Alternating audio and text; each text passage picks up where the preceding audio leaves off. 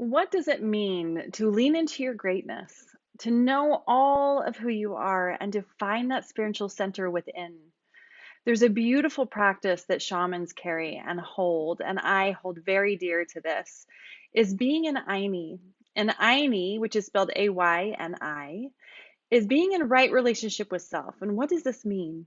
There are some beautiful stories and legends that are shared within the shamanic communities. And all of them are about shamans being called into the land for one reason or another. And one of them is a story of Machu Picchu.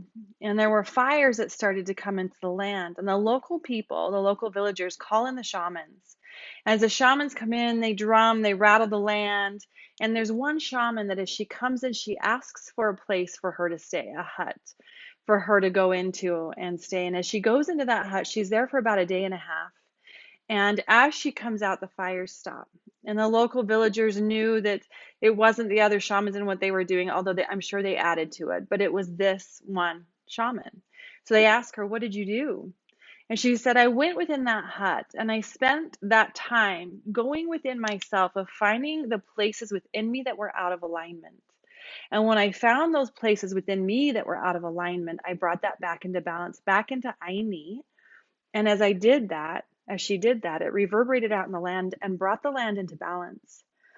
And this is a really beautiful illustration for how powerful the one is, and how powerful and how change really happens is when we change in here first. When we look within, when we lean into our greatness, when we start to come into that spiritual center of knowing who and all of what we are, which includes trusting ourselves, knowing what we are made of, and coming into that Ayni, that right relationship with self over and over again, it reverberates out in the land and assists the land and others in coming into balance themselves.